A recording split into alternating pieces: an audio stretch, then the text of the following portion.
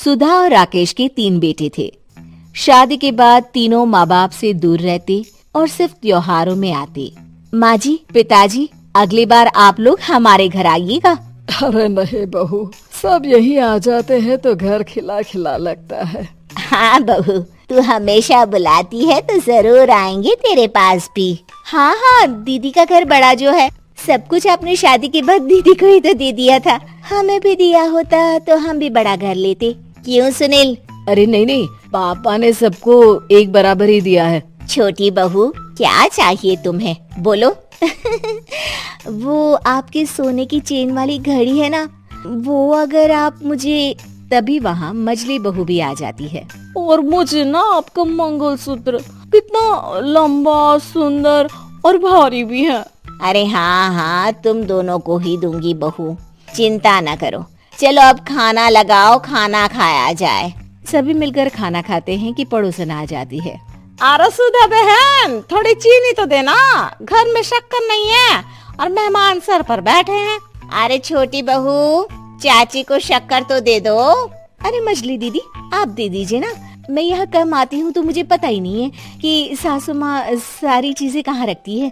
और तुम, मैं कौन सा यहाँ रोज शक्कर फाँकने के लिए आती हूँ, मुझे भी नहीं है पता। तभी बड़ी बहू हाथ में चीनी की कटोरी लेकर आती है। चाची, शक्कर आप लोगों का बड़ा सहारा है माँ जी और पिताजी को, वरना हम लोग तो यहाँ रहते ही नहीं। आप जैसे पड़ोसी हैं तो हम निश्चिंत हैं। और जीती रहे बहू, आप तो ये घर पड़ोस कम परिवार ज्यादा लगता है। सुधा अपनी बड़ी बहू को देखकर बहुत खुश रहा करती थी। वो उससे अक्सर घंटों बात भी किया करती, लेकिन दोनों दूसरी बहुओं का भी वो समझती थी कि शायद छोटी है, वक्त आने पर संभल जाएंगी। समय आ जाता है जब सभी को वापस जाना होता है। माँ जी, हम लोगों की फ्लाइट पहले है, हमें इजाजत दे। वो सास के गले लगकर चली जाती है। थोड़ी देर बाद छोटी बहू कहती है, माँ जी, मैं ना ये सोफे के कवर और चादरें ले जा रही हूँ, यहाँ तो ऐसी ही पड़ी रहेंगी। हाँ हाँ बहू, ले जा, और कुछ चाहिए तो बोल।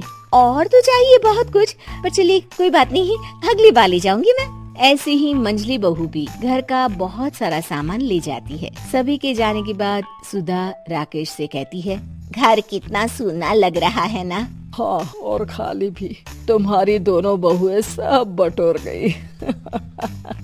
अरे ठीक है ना, हम दोनों ही तो हैं, कितना सामान लगेगा। फिर उन लोगों की नई गृहस्थी, इतना मत सोचा करे। समय बीतता है। ऐसे ही हर साल त्योहारों में सुधा और राकेश के बच्चों की बहू आते और जाते वक्त ढेर सारा सामान पैक कर ले जाती। लेकिन कुछ ही सालों में सुधा का देहांत हो जाता है। पिताजी, आप यहाँ अकेले क्या करेंगे? हम लोगों के साथ चलिए। अरे नहीं बहू, इस घर में सुधा की यादें हैं, मैं उसे नहीं छोड़ सकता हूँ। अब तुम लोगों की माँ नहीं रही।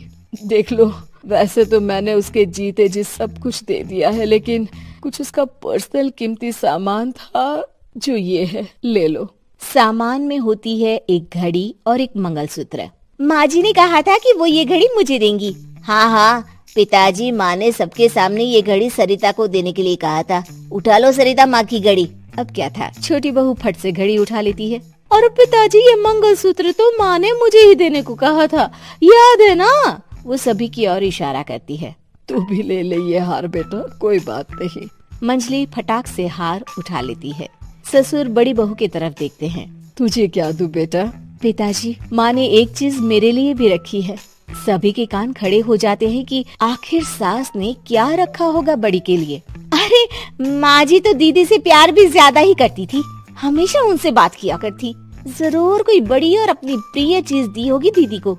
और देख लेते हैं ना, वरना तो हम भी बराबर का बंटवारा करेंगे। हाँ, कर लेना बंटवारा। लेकिन बड़ी बहू, बताओ तो सुधा ने क्या रखा है तुम्हारे लिए? अभी तो हम लोग यही हैं पापा जी, जब जाने लगेंगे तो बता दूंगी। बड़ी बहू के मुंह से ये बात सुनकर बाकी 2 बहुएं सोचने लगती हैं कि आखिर क्या है जो दीदी को सासू माँ देकर गई हैं। दीदी, ऐसा तो नहीं ना कि पूरे घर का आधा हिस्सा माँ बड़ी भाभी को देकर गई हो? तभी वहाँ ससुर आ जाते हैं। नहीं, ऐसा कुछ नहीं है।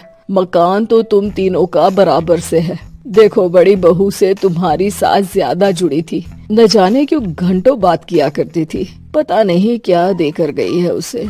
और ससुर जी, आपको क्या पता, चालाकी से पूरे घर के पेपर में साइन करवा लिए हो, या फिर कोई छुपा गहना।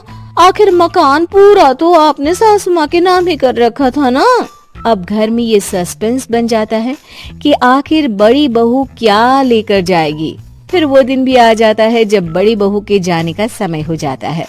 बेटा, परसों तुम चली जाओगी, बताया नहीं माँ ने तुम्हें क्या दिया? घड़ी और हार जो बेशकीमती था और तुम्हारी सास को सबसे ज्यादा प्रिय था, उसका तो बंटवारा भी हो चुका है। अब तुम्हारी बारी। हाँ पिताजी, आज मैं ये बात बताने ही वाली थी। माँ ने मुझे उससे भी बेशकीमती चीज दी है, और वो है आप। आपसे अधिक प्रिय उन्हें कुछ नहीं था। माँ चाहती थी कि आप मेरे साथ रहें। चलिए पिताजी।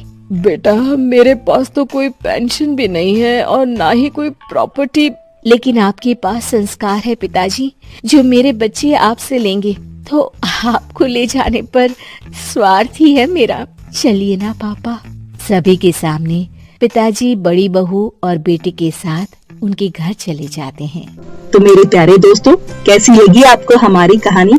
कमेंट करके जरूर बताएं और इसे अपने दोस्तों के साथ शेयर करें। और हाँ, अगर आपने अभी तक हमारे चैनल को सब्सक्राइब नहीं किया तो जल्दी से नीचे लाल कलर का बटन दबाकर सब्सक्राइब करें और बेल आइकन दबाना ना भूलें, ताकि आप ऐसे ही नई मजेदार कहानियाँ देख सके।